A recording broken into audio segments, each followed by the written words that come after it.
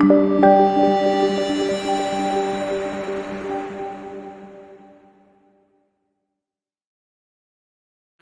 get going. So hello, welcome back. I'm Daniel Cook Alba. Welcome to our webinar where we discuss the latest topics in the brokerage and logistics industry. This time we're going to focus on bonds, foreign trade zones, and bonded warehouses. We've been very fortunate in being able to bring together some very reputable experts from the industry, and I'd like to introduce them to you. On our panel today, we have Maya McKee, Assistant Vice President in Strategic Development with Avalon Risk Management Insurance Agency. Maya's going to tackle the topics of bonds, very relevant when duties are increasing as they are right now. And we also have David Harlow, President and CEO of ITC Diligence International, experts on foreign trade zones and bonded warehouses. David will highlight when leveraging one of those types of facilities can be an advantage to you. So my normal partner, Vince Acapella, apologizes, but he's unable to join us this time. He's actually being presented with an award later today, the Marjorie M. Shostak Award for contributions to the logistics industry. So congratulations to Vince. In his place, filling his shoes, is my colleague, Adam Lees. Adam is our Vice President of Customs Brokerage. Adam's often a panelist from brokerage industry events. And if you've been reading our tariff FAQs, then Adam is the mastermind behind those too. And with that, Adam, I'll pass it over to you. Excellent. Well, thank you. Thank you for that introduction. You know, the situation today has been, as we know, in our industry has gotten very complicated. And so we felt it was important to bring in some of our experts that we work with from Avalon and as well as David from the foreign trade zone side to talk about some of the opportunities that everyone has as importers. Number one, bonds are very important, and it's become more and more important as these tariffs are changing on almost a daily basis. So having the right bond amount is extremely important. And then on the other side, you know, David is going to give us some information on the pros and cons and the differences between foreign trade zones and bonded warehouses, which provide, you know, different alternatives. Again, as you're looking for alternatives on how to work with these ever-changing duty rates. So with that, I'm going to sit back and let Maya take the reins here and start us off with some bond information. Thank you, Adam. It's a pleasure to be here, and thank you for inviting us. We really appreciate it. So today I want to talk a little bit about bond sufficiency, bond saturation, and bond stacking. We can call it the 3 S's of customs bonds. We can go to the next slide. So just a little bit about sufficiency and saturation. Customs reviews bonds on an annual basis.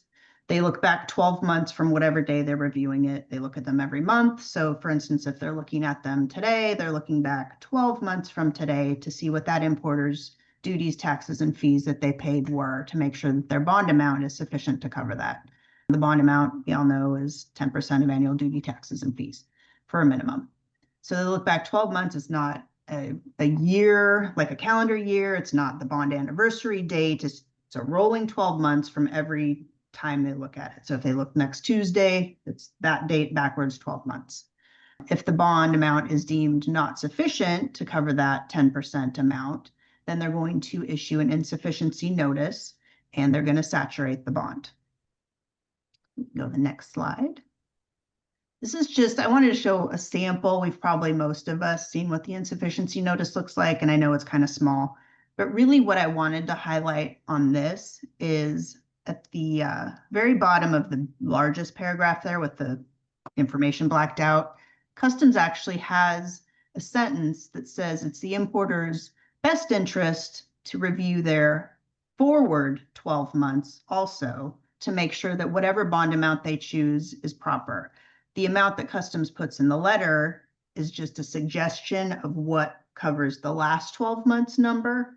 But if looking forward, maybe things are going to increase, there's going to be more items ordered, maybe there's a big project, something like that. Customs doesn't know that. They don't know what the importer's plans are. So they look back 12 months, put that number, but it really is best to also internally look forward 12 months and say, is this number in the letter sufficient, or do we maybe need to do something more?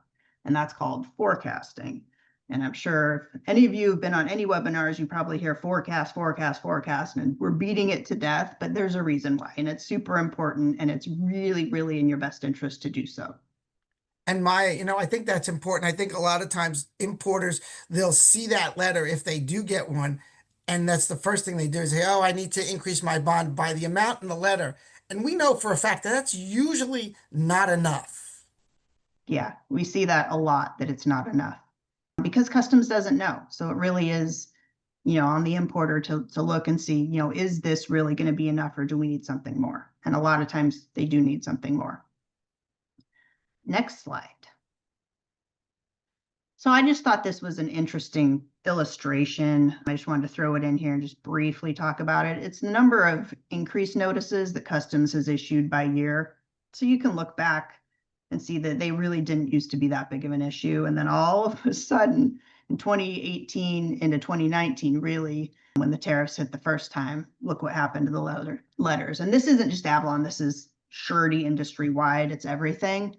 And I can tell you that this year in March, our number of letters that our surety received went from, we'll call it 200 for easy math.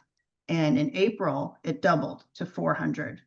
And then it doubled again the next time to 800. So that's the trend we're seeing this year. And I'm anticipating we're going to see some pretty high numbers, in the 2019, 2021, 2022 range again this year. So again, forecasting.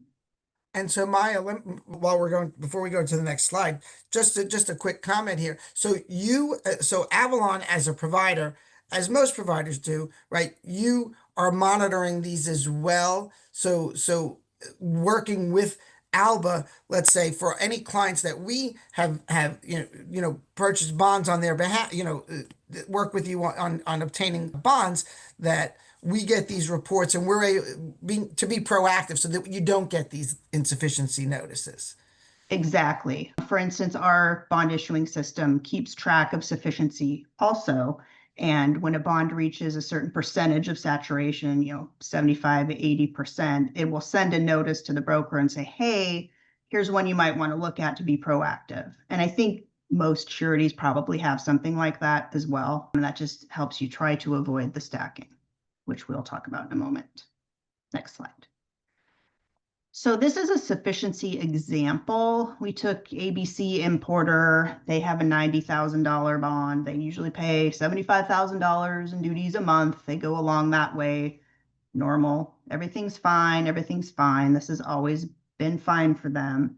And then in December of 2024, their duty rate goes from 5% to 25%, which we all know is pretty tame compared to what's been happening to a lot of people. So we tried to use this as like a tame, realistic, though, example of what could happen. So now, because in December they paid $375, they needed a $200,000 bond. And you can see down in the left-hand corner, stacking liability went up with that. And what they did and what they didn't do and what they should have done in December when they got that first notice is they should have thought ahead 12 months. What does 12 months of our new duty rate look like? And what bond amount should we really get? But they went with what was on the customs letter and they did 200. Well, now you can see in March, they got another increased notice from customs. Now they need 300. So now their bond stacking, because they've had these 3 different bonds, is up to $590,000. So we continue on with, they just went with what customs said again. Whoops. Now in July, they need another bond, a $400,000 bond. Now their bond stacking is up to $990,000 because the liability for all these bonds they've been getting doesn't go away. They still have it. The importer does. The surety still has it. So they get the $400,000 that it says on the letter, and they keep going on. Now you can see in October, finally we get to the $500,000 bond that they should have gotten back in December. And now they have 1.49, we'll call it $1.5 million in open stacking liability, both the importer and the surety. And their total duty, taxes, and fees ends up the year being 4.5, which is still covered by that $500,000 bond that they should have got back in December. So we can go to So let the me ask you a question, because I know this is a question that we've received from some of our importers, and you can keep going with this example, is that when does that initial $90,000 bond kind of go away?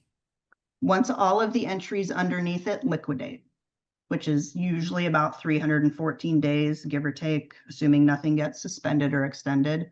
So it's basically a year they're going to have that liability for all of those. As we can see here, the 5 Lego bonds that they got, they have the 90, the 200, the 300, the 400, the 500. They could have gotten rid of those 3 bonds in the middle had they just gone to the 500. Next slide. So this just illustrates how that stacks upon each other. So had they forecasted, as we see here on the other side, they would have had 2 bonds for $590,000. And we can go to the next. And that just So Myra, a stacks. question that came in then, which is right on that topic, it says, if we are anticipating that our duties will increase during 2025 because of the recent tariff actions, when is the best time to start to calculate and consider a customs bond increase? Ideally, if it can work out that they increase when their bond renews, so at renewal date, so they canceled their first bond, write the new bigger bond at renewal, that's best. That obviously isn't always possible. So just, I would say if that isn't possible, do it as soon as you know you're going to need it. So on that note, with the 125% that came about rather quickly, what to Daniel's point, what would happen if an importer, realized, hey, wait a minute, my normal duties are somewhere about, $500,000, and now they're going to, 13 million because of this increase to 125%. Would it be beneficial for them to say, even though their bond may not expire for another 8 months, to say, hey, wait a minute, I know my duty exposure is really just going to explode and my bond will be saturated within, let's say, a month. Do I do it now? Do it right now, especially in that example, because there's going to be underwriting needed for that $1.3 million bond. So you don't want to be in the position where you waited and now you have a letter from customs and you have a firm deadline. You want to get on top of it and give the surety as much time to underwrite properly. Maybe you need collateral. There's other things that might be needed before you can get your new bond. So the sooner you can do that, the better. And again, like with the little Lego sample we just saw, think too, if that importer has to provide collateral for all those bonds that they wrote, maybe not the 90, but now maybe their financials don't support anything else. And now for the 200, the 300, the 400, the 500, they're going to have to provide those amounts of collateral for all of those. Whereas over on the other side, maybe it would just be 500 instead of 1.4 million. So there's underwriting considerations too with the stacking. I think it's important to drive that home. So what are examples of the collateral? We actually have slides on that later, but usually it's a letter of credit from a bank. Some sureties, our surety takes cash, wire transfer, which is really handy because we all know letters of credit take time, they cost money. So if there's a time crunch, obviously taking cash is a bonus, but not all sureties do that. So it's important to check with your surety, whoever you may be using, if it's not Avalon. But yeah, so usually it's cash, letter of credit. But essentially, it's an additional demand on your cash flow, right? And in a time when you're probably having to pay higher tariffs, higher duties, having responsibility to contribute towards your bond is going to be really skating on thin ice. Yes, exactly. Okay, we can go to the next slide. So stacking exposure, we've talked about it a little bit, but it closes out, like we mentioned, once the entries under that particular bond liquidate, which is final step in the import process. Usually takes about a year. Customs does have about 90 days or sometimes more to reliquidate after liquidation if they want to. So generally sureties, if there's collateral involved, are going to hold it for those 90 days just to make sure nothing goes south. You can go to the next slide. So underwriting. There's some best practices for underwriting. Obviously, the underwriters are looking at the bond limit needed, which again, we get into the stacking. Are we underwriting that $590,000? Are we underwriting the 1.49 million? Obviously there's going to be a difference there in what they're looking at, how much financials are going to play into that and what they need to show in the financials. So they look at the unliquidated entries under any previous bonds, any claims history, what commodities are being imported. Is there anti-dumping? Is there FDA? Is it quota visa? Anything that makes it a little more risky for the surety. Those are all factors that the underwriters look at. They're probably going to want a bond application, an indemnity agreement, and they're going to want to look at the financials. And they're looking at the financials because a bond is basically credit. If the importer doesn't pay customs, their duties or claims or anything that happens, the surety company has to, and then they're going to subrogate to the importer and say, hey, you need to pay us back. So that's why they look at financials and they want to make sure that, for this $1 million bond we're writing, is the importer likely going to be okay with that and paying their responsibilities? Next. My question has just come in. Yes. When it comes to the example in the bond stacking that you just showed, couldn't the company have just gotten a bond for the incremental difference each time? So that's basically, and I'm not exactly understanding the question, but that sounds like they're just going with whatever customs said in the letter, which they did in our example, which caused the bond stacking. And that's potentially going to cause them underwriting issues if they do that. I mean, they can, but I don't know why you would want to. It's going to cost you more money because you're paying for each of those bonds, whatever the premium is, and you're not going to get it back because the bond's saturated and used up. So it's best to just go to whatever might be a more appropriate bond amount. So I think maybe what the gentleman that asked the question was getting at is, so if the increase were, let's say, just $100,000, couldn't they just, if I understood correctly, is that they were just looking for 100,000 instead of each time. So in other words, you have a 90, then you have another 100, then you have another 100 for each time, rather than increasing, having a bond for 200, then 300. No, because customs is looking back for those 12 months and say the paid duty is $2.4 million. That is a $300,000 bond that would be appropriate for that 12-month period of time. So that's what customs is going to say they need to have. So moving forward from when the bond is written, the next 12 months, customs is assuming that's what they're going to need for those 12 months. So if you just got a bond for another 200 to add on to the 100 you already had, that doesn't solve the 12-month problem. Because the bond is good for a whole year. So customs is going to want to see a bond that's sufficient for what they are doing in that year, because the other bond is all used up. That was it. We got a confirmation. That was it. Yep. Thank you. Okay, perfect. And I think that's often misunderstood. So I'm glad it was asked, and you were able to kind of explain it in a way that everyone could understand. Yeah, perfect.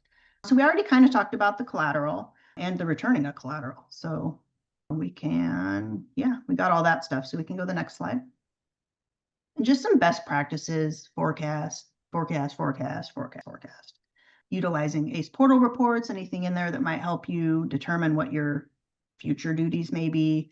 Work with your customs broker to review your entry data, determine how the tariffs will impact your duties, taxes, and fees over the next 12 months, which I know is really easier said than done lately, but avoid stacking because it does cause underwriting problems. It costs more money. It could potentially be a collateral issue for the importer. I mean, you don't want to get into any more underwriting than you need to. Stay abreast of any changes and talk to other departments within your company. I'm speaking as if you're the importer, talking to you importers. What are we going to be doing? What are our plans in the future? Do we have any big projects coming up? Anybody ordering anything out of the norm? Just to make sure that there's nothing coming up that you're not aware of when you're trying to figure out what your bond calculation is.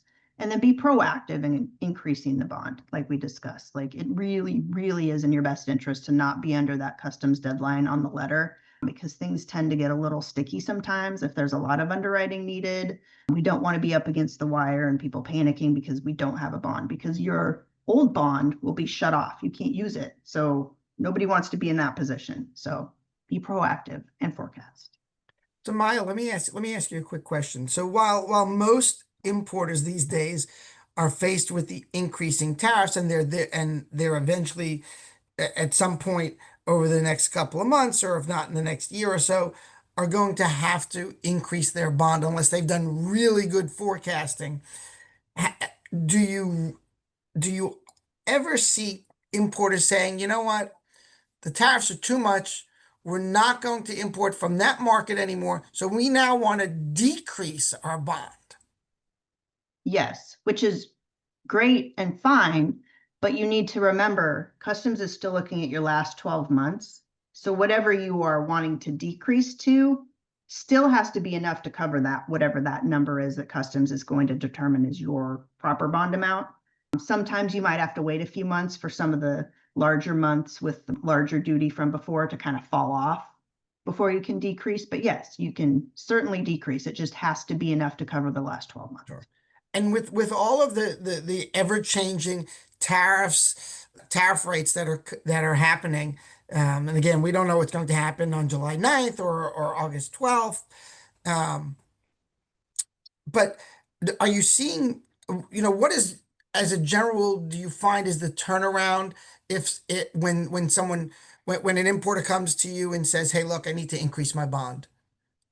It kind of really depends on the importer and the bond amount. Okay. If they're going from 50,000 to 60,000 and it's general merchandise and they've never had any issues, the customs broker can just do it. If they're going from 50,000 to 500,000, there's going to be some underwriting needed. And then it kind of depends on what do their financial statements look like. Are they fine? Okay, we can move ahead. Or now do we need collateral because that adds more time? So it really just depends. It could be almost immediate or it could be a couple weeks. It just depends. So it can take upwards of several weeks. That was my question. Yeah. Right? Because I think that with the rush of everybody looking at their bonds right now, like you said, you don't want to wait until the last minute to say, oh, I've got, 20 containers on the water and I'm going to be saturated and customs won't let me, have that import because I don't have enough bond available. So again, And this think goes too, back to the like forecasting. what if the letter of credit, like what if collateral's need and you're like, well, we're going to go to our bank and get a letter of credit. Sure. What's the bank's timeline for doing that? Right. I mean, we've seen those take 30 days. Okay. So another question that's come in, Maya, if you don't mind. If we Yeah. both have a foreign trade zone and clear cargo for consumption, should we have separate bonds for each scenario transaction or use one bond for everything? So by saying we both have, I'm a little confused by who we're talking about. Are there sister importers? Well, Are they maybe I'll rephrase it then. If we have both foreign trade zone and we also clear cargo for consumption, so I suppose it doesn't Oh, go just into the one foreign bond. trade zone. It would So just one be, bond is probably more efficient, I imagine, right? yeah, because One when you bring it application out fee. from the foreign trade zone and you make entry, it's an entry and it would just go under your entry bond. I think just to kind of also dovetail to that and kind of give everybody a little bit of a preview of our next webinar. With the tariffs, a lot of customers are asking about drawback. Have you seen a rush of applications for drawback bonds as well? No, not any more than Okay, usual. And we have a lot of questions about drawback, sure. but we haven't seen like a giant influx of people wanting drawback bonds that don't already Okay. have them. Yeah. Now, another question has come in. If we have an open bond and we have an open letter of credit due to drawbacks we had on file, which have all been liquidated, but surety did not want to release us of the letter of credit unless we provide financials, can we feel secure to say that because of both our bond and open letter of credit, we should feel substantially covered? So are they referring to a drawback bond that they have or just drawback entries under, I'm guessing drawback entries under an import bond? If we have an open bond and we have an open LC due to drawbacks we had on file, which have all liquidated, but the surety did not want to release us of the letter of credit unless we provide financials, can we feel secure to say that because of both our bond and the open letter of credit, we should feel substantially covered? As long as that bond is sufficient to cover what they are doing on their imports. going forward. Yes. Okay, good. Should they need a new bond, if that one isn't sufficient, they have to increase. Depending on if there are open entries under that bond, another letter of credit may be required for the new one. It just depends on the surety company and situation. Excellent. All right. So we got an easy question here. Someone asked, can we use our bond for both domestic consumption and bonded warehouse? So I don't know what they mean by domestic consumption. I'm assuming that just means a standard import consumption entry and as well as bonded warehouse entries. Yeah, so if they're bringing in just basic imports and they're going out into commerce, that would be under their import bond. If they're bringing in an import and it's going into a bonded warehouse, that would be a warehouse entry under their import bond. So yes. And just going back to that other one about the LC with the drawback, they asked if the letter of credit could cover their imports, but I'm guessing that that is related. That LC was for the drawback bond? For the bond, yes. Right. So in that case, it would not cover their imports. No, they would still be responsible to pay their duties or any claims to customs or anything like that. Right. And they would need an importer bond. Right. I mean, you could provide a letter of credit to customs instead of having a bond, but I don't think anybody wants to get into doing that. I think we've kicked the hornet's nest as far as questions. A couple more coming now, which is great. It's perfect. A deep breath for this one. If we get close to our current bond limit, can we ask for just an increase, or do we need to get a new one with a higher limit? Meaning, if we have a $500,000 bond, but we soon need to get a $700,000 one, do we ask for an increase of 200,000 or a new one for 700,000? It would have to be a new one for 700,000. The bond amount for customs bonds can't be increased. It just kind of is what it is. And if it's not sufficient, you have to cancel that bond and write a new one for whatever is sufficient. And then next question, can you elaborate on the foreign trade zone bonds? And maybe David can chime in here a little bit as well if That's he's a got good information. segue. It is. Yeah. I was thinking that. Let me just finish the rest of the question. So can you elaborate on the foreign trade zone bonds? We have always been told we needed a separate foreign trade zone bond that covers the inventory we hold in foreign status within the foreign trade zone. Yes, I can definitely answer that. So as an FTZ operator that's managing the foreign trade zone, you definitely need a foreign trade zone bond. It's a C4 bond. It is separate from an importer's bond or a C2 bond, which is for a bonded warehouse. So that they're definitely treated separately. The foreign trade zone bond is a minimum of a $50,000 bond, and it typically will not go up unless determined by customs headquarters. And so it is very different than an importer's bond. A foreign trade zone bond is not dictated by the duties, but dictated by the liability and the activity that takes place in a foreign trade zone. Excellent. So just before we head over to David, we'll let Maya wrap up. Yep. I think this was my last slide. Let's see.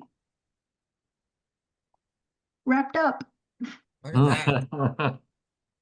From the world of bonds, we take a sharp turn to the world of foreign trade zones and bonded warehouses. So with that, I think, David, I'll let you introduce, your topic here and how this has become very, very popular discussion lately under the circumstances.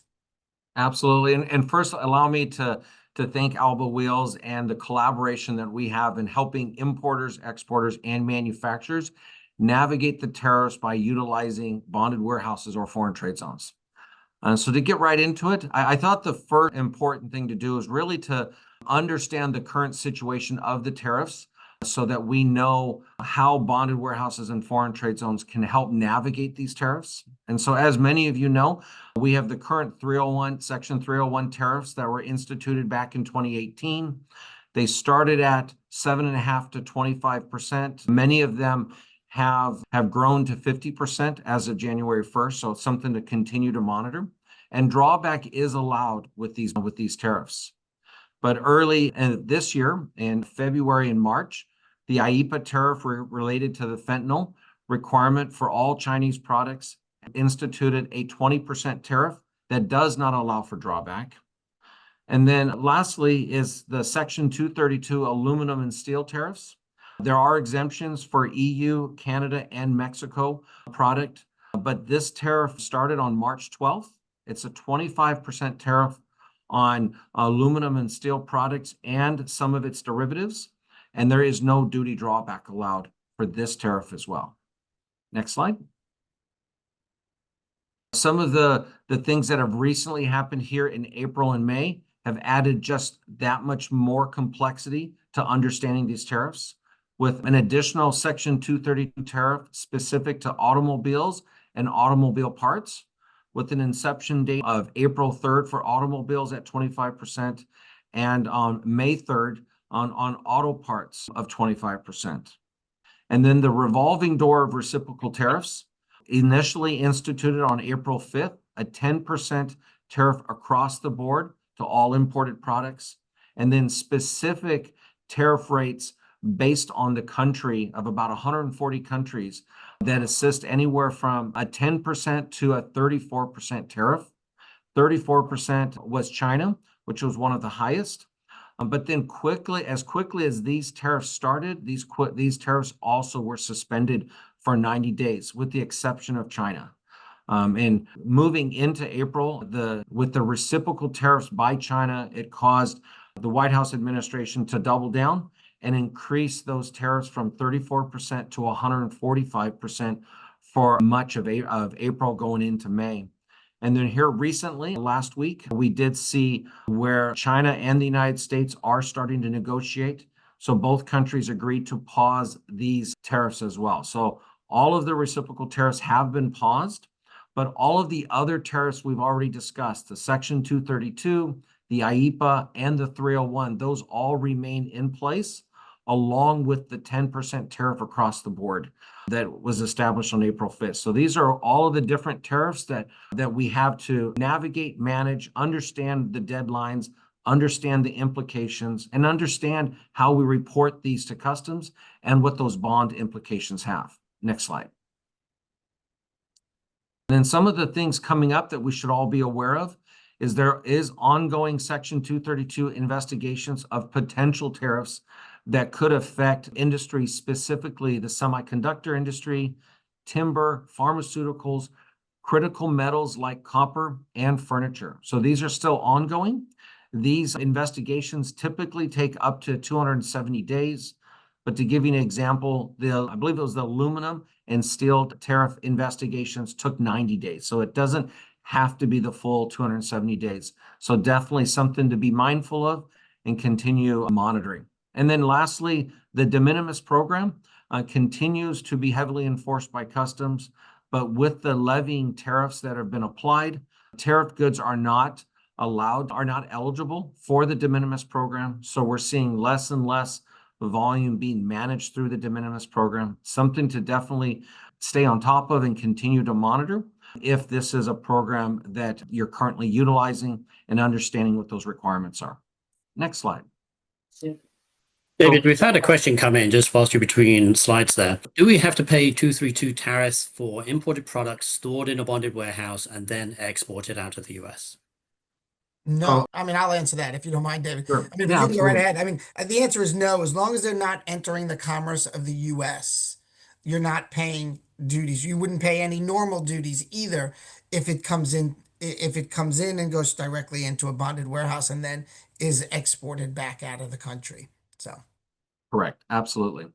And so now that we've delivered, all of this bad news with the tariffs and everything that we continue to navigate, what are some solutions to help companies understand how to navigate those tariffs? In some cases, how to eliminate those tariffs, but more importantly, how to manage your cash flow utilizing foreign trade zones. And we'll even talk a little bit about bonded warehouses.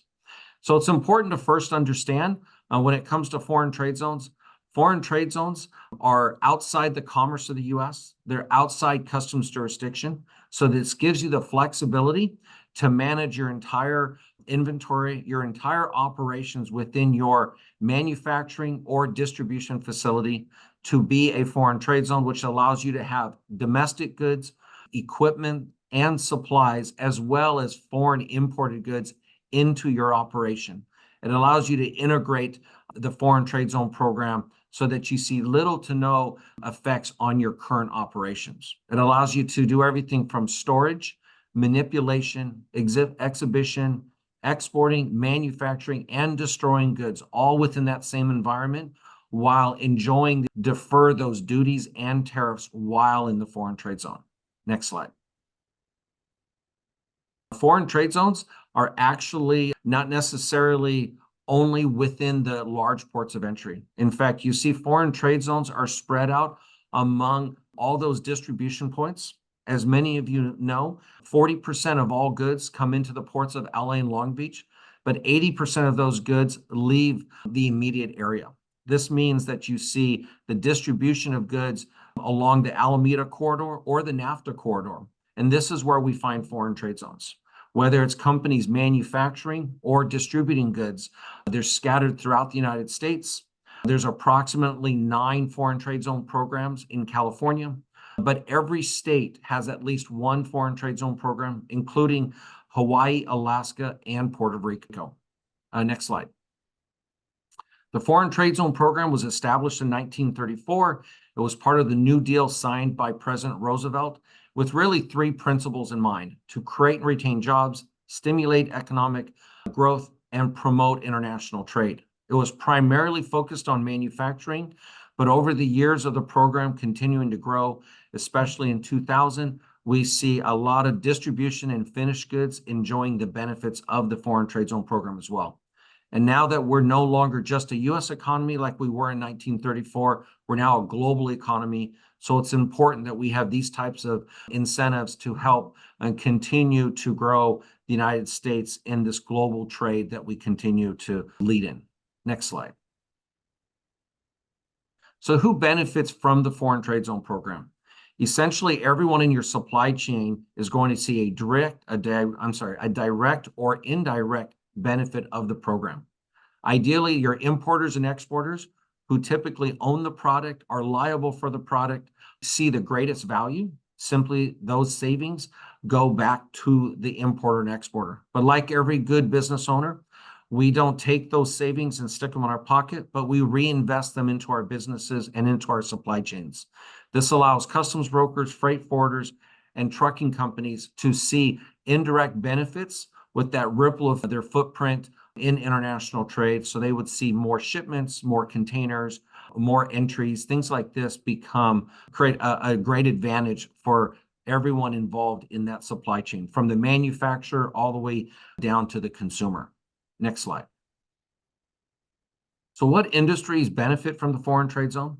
This typically represents the 9 industries that see the greatest benefit, and it's directly by value, volume, and regulation. So automobiles and electronics typically have high value goods, and these high value goods come with duties and tariffs. These duties and tariffs may be small, such as a finished automobile has a duty rate of 2.5%, but 2.5% of a $50,000 car can easily drive up those duties.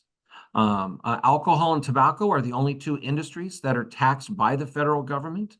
And so that tax of up to 80% has advantages when you're in a foreign trade zone to defer or eliminate those taxes. And then apparel and textiles traditionally have high duty rates. They typically start at 10% and can go up to 30 or 40%. So using a foreign trade zone to defer or eliminate those duties is advantageous. And then lastly, the pharmaceutical industry and the energy industry are heavily regulated by the federal government. So being able to manage those compliance concerns in an FTZ creates a lot of advantages as well. But at the end of the day, every single industry benefits from the Foreign Trade Zone and is eligible for the Foreign Trade Zone as long as you do one thing, and that is importing a raw material, component, or finished good. Once you've done that, you are now eligible to utilize the benefits of the Foreign Trade Zone program. The next question, of course, becomes what's cost effective? What's my net savings? And how do I implement this program so it improves my situation with importing and exporting with the United States? Next slide. David, let me ask you a quick question before you go forward. What do you see in your experience? What have you seen more the more use for foreign trade zones? Are they more for manufacturing, more for duty deferral, especially in today's environment? Duty, like I said, manufacturing, duty deferral, or even like a pick and pack type operation? So I would say the two benefits, which we'll get into, that Mhm. drive the program is the manufacturing benefits and the duty elimination benefits, which is tied to exporting. Duty deferral and other benefits are also great to have, but what drives companies to participate and invest in the program is the manufacturing benefits and the duty elimination benefits. And so moving on, there's two different types of foreign trade zone programs. The first one that's most commonly used, I'm sorry, if you can go back one slide, is the general purpose zone. This is typically for distribution. You can see some manufacturing take place in general purpose zones, but it's typically for distribution of goods. There's no retail allowed, although there also requires that you have to be within 60 miles or 90 minutes of a port of entry. So this can create some restrictions, but typically most companies in Southern California are within that service area to capitalize on the general purpose. And then on the next slide, we talk about subzones. Subzones is the type of foreign trade zone that's typically utilized for manufacturing. It allows for a lot of manufacturing benefits as well as distribution benefits.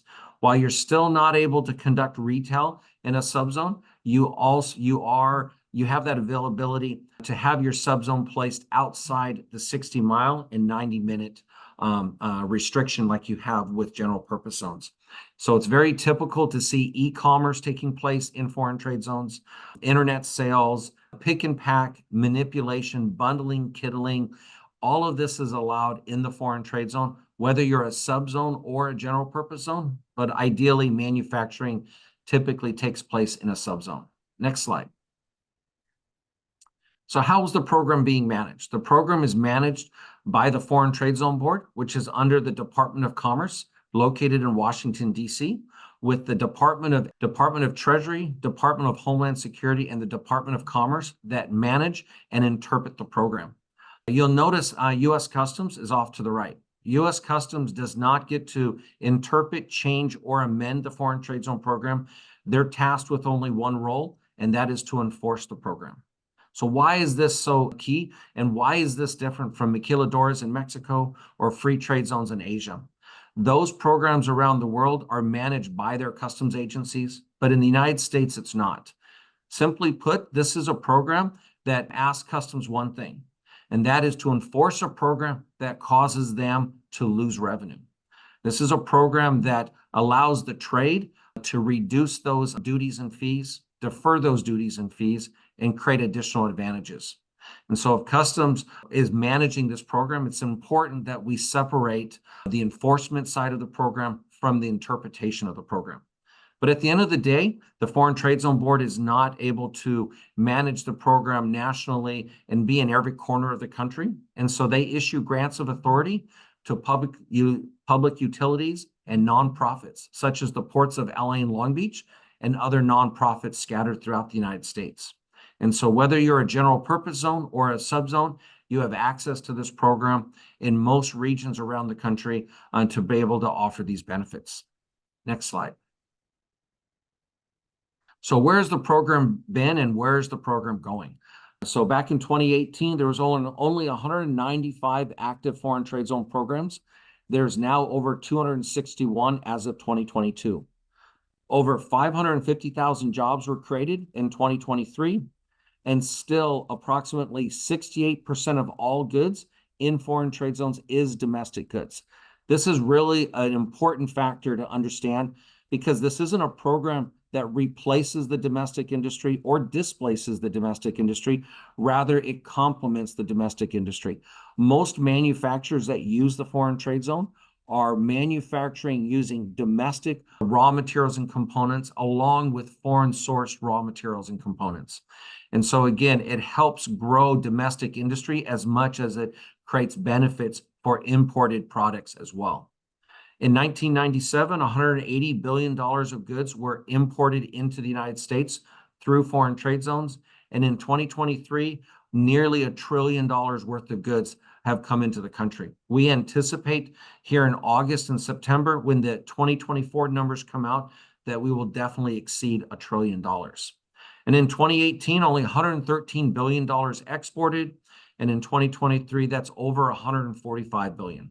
Over 5% of all exports come from foreign trade zones, which again, I think shows the growth of the program and the success the program still has to meet. Next slide.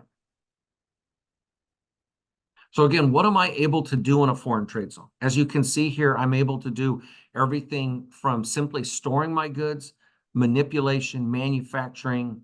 I can clean, fix, I can sample. I literally can do anything within reason that you're doing with your product today can be done in a foreign trade zones. There's very little restrictions that prevent you from activities in a foreign trade zone, including exporting, assembly, and e-commerce is all allowed in a foreign trade zone. Next slide. So now let's really encourage you to get creative, think outside the box of ways you can utilize the foreign trade zone program in your daily operations and to overcome those obstacles you deal with on a regular basis. An example of this is a company that imported a Lamborghini from Italy. They installed roll bars by bringing it directly into a foreign trade zone. They removed the passenger seat. This is an automobile that did not meet EPA or DOT requirements. No duties or tariffs were paid, and no bond was posted in this case. But what they did want to do is test this Lamborghini before bringing it into compliance into the United States. And so through a benefit of the foreign trade zone called temporary removal, they're able to test a Lamborghini. So what's the best way to test a Lamborghini?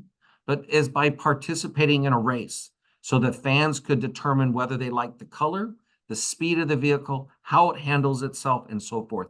Those are all considered tests which are allowed in a temporary removal environment. And lo and behold, the car hit the inside of the wall and was destroyed into 100 different pieces. So we must be out of compliance, correct? But based on the law and the regulation, as long as all pieces were returned back to the foreign trade zone, you were in full compliance, and they eventually exported it back to Italy. So again, use this example in your daily operations when you have to do further enhancements to your product, whether it's testing, heat treatment, machining. All of these are things that can be done to your product while utilizing the benefits of the foreign trade zone without having to meet those compliance requirements to bring it into the commerce of the U.S. Next slide. David, a couple of questions that have just come in, if I may. Just very quickly, in today's climate, how long is it taking to approve a company into a foreign trade zone, specifically in Massachusetts and California, Southern California? So again, the foreign trade zone program approval process, it does not happen at a national level. It happens at a local level with customs at the nearest port. And so every port is a little different on the resources that they have and the volume of interest that they have. So for example, the average time frame to have a company become a foreign trade zone is about 4 to 5 months. But in Los Angeles, it's usually 6 months or greater. And that's just because of the limited resources in Los Angeles and the enormous amount of volume and interest in the Southern California area. So it does fluctuate. And same goes for cost. For setting up a foreign trade zone from one region to the next has regional costs that need to be considered. And so conducting a cost analysis at the different locations help you understand what you can anticipate cost-wise for this program. And just because I know we're running out of a little bit of time here, there are added benefits for liquor and spirits utilizing foreign trade zones as well. Next slide. More and more examples of different commodities in all different industries, from tanks to perishables to raw materials. Next slide. And David, just a note to the audience, if we don't get to the questions, then after the webinar, we'll have David and Maya take a look at outstanding questions, give us their feedback, and we'll provide those answers with the link to the recording as well. So please do keep your questions coming, and if we don't get to them, we will later. And so probably the last example I'll give here is satellites. Satellites is a unique industry in that satellites are manufactured in a foreign trade zone, typically, where companies are able to enjoy deferring those duties and fees from raw materials and components that come from all over the world. It typically represents millions of dollars in duties for all the parts and components that are used to manufacture a satellite. But this company thought outside the box and was creative and developed a finished product in their foreign trade zone. But instead of paying those duties, they moved it to another foreign trade zone to continue deferring those duties. That foreign trade zone is what you and I call Cape Canaveral. And what do we do in Cape Canaveral? But we send satellites into space. The law says is if you export something, you eliminate those duties. It doesn't require you to export it to another country. So by exporting it into space, we eliminated duties on this satellite, which saved a tremendous amount of impact for those companies in just thinking outside the box and being creative. So another great example. Next slide. And again, we've talked a lot about those reactive benefits, but companies establish themselves as foreign trade zones for the proactive financial benefits, from cash flow to manufacturing benefits to duty elimination, which is exports, and other tax exemptions. Next slide. Simply put, I bring product into my zone. I'm able to defer those duties and tariffs while it's in the zone, and then I only pay those duties and tariffs with what I ship to my customer. And by enjoying other programs like the periodic monthly statement, where you pay duties up to 45 days after you've delivered the goods, allows you to see that much better of a cash flow benefit in utilizing the foreign trade zone program. Next slide. Duty reduction is a manufacturing benefit where I typically bring in imported parts that may have a duty rate of 5%.